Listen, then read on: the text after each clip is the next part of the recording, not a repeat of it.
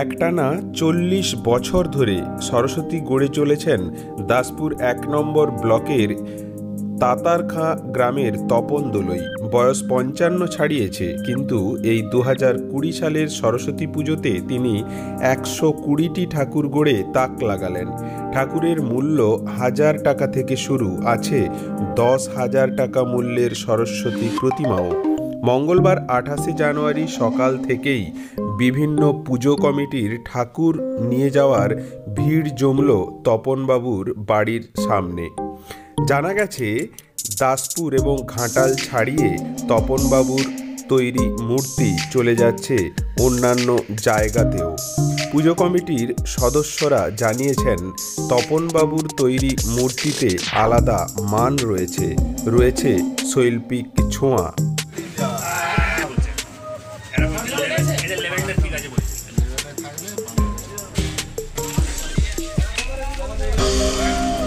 আমরা বাসুদেবপুর নববন্ধু কল্যাণ সংঘ থেকে আসছি, বাসুদেবপুর থেকেই।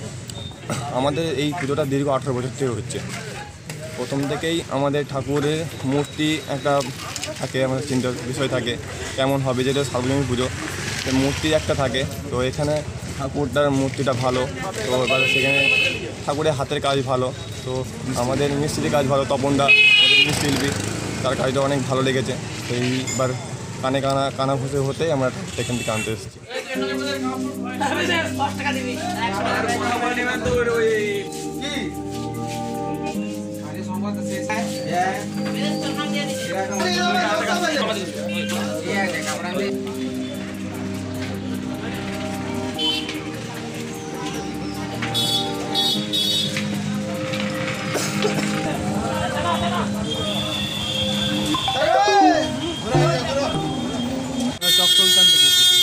তো অত দূর থেকে এখানে কেন, এত দূরে ঠাকুর আনতে? এখানে শিল্পীদের খুব ভালো কাজ দেখলাম, এরা সব থেকে আমাদের দেখলাম যে খুব কাজগুলো ভালো করেছে এখানে, সেই জন্য আসে।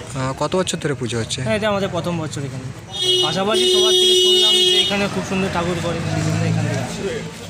ছেলেদের সমস্ত এই পুজোয় আনন্দতে আমরা যে এত মূর্তি বানিয়েছি, এই মূর্তি বানানো তারা যে আনন্দ করে নিয়ে যাচ্ছে, এটাতে আমাদেরও খুব একটা আনন্দ, খুশি, বা তাদেরও খুব একটা আনন্দ।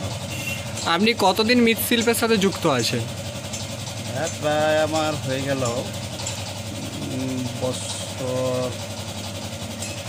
40-এর কাছাকাছি হয়ে যাবে। আপনি কি এখানেই মৃৎশিল্পের সাথে যুক্ত থাকেন, না বাইরে কোথাও গিয়েছে?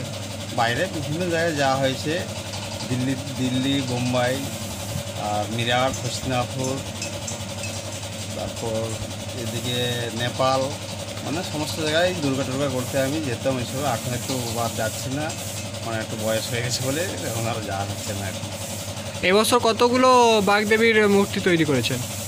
এবছর হয়েছে আমার 120-এর মতো। কত দূর দূর যাচ্ছে ঠাকুরগুলো?